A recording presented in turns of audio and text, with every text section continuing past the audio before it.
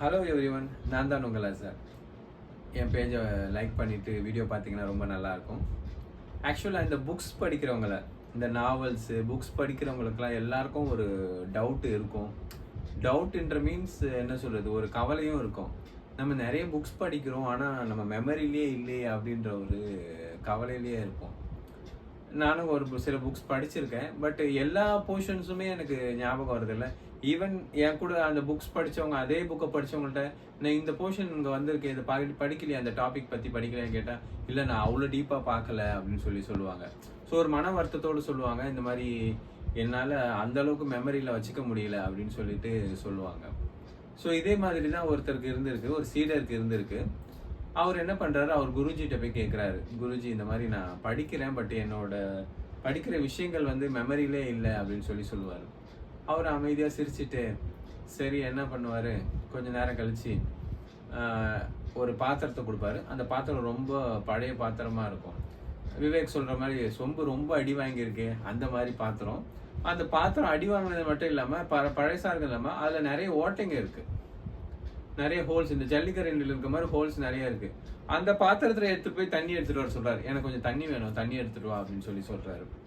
So அந்த சீடர் என்ன பண்றாரு, ஆக்சுவலா இது நடக்கிற இடம் பார்த்தீங்கன்னா ஒரு ஆத்து ஓரமா, ஆத்துக்கும் இவருக்கும் ஒரு ஒரு 10 மீட்டர் 20 மீட்டர் கொஞ்சம் டிஸ்டன்ஸ் வைங்களேன், அந்த டிஸ்டன்ஸ்ல இருக்காங்க.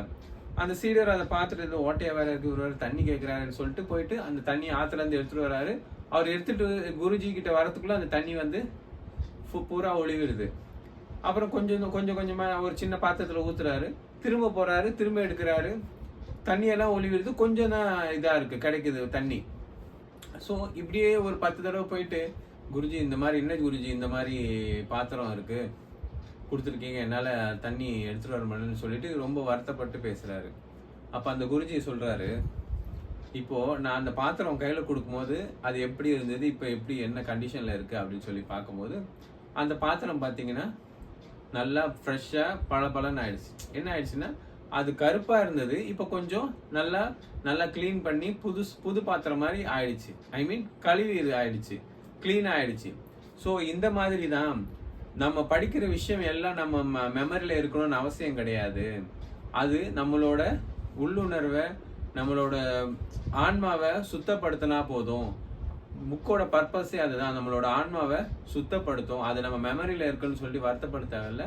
அது நம்மளோட ஆன்மாவை சுத்தப்படுத்தி நம்மளை நல்லபடியா சிந்திக்க வைக்கும், நம்ம உடலை ஆரோக்கியமா வைக்கும், நம்ம ஆன்மாவை ஆரோக்கியமா வைக்கும்னு சொல்லிட்டு அந்த குருஜி அதுக்கு ரிப்ளை கொடுக்குறாரு. அது கேட்டு அந்த சீடர் ரொம்ப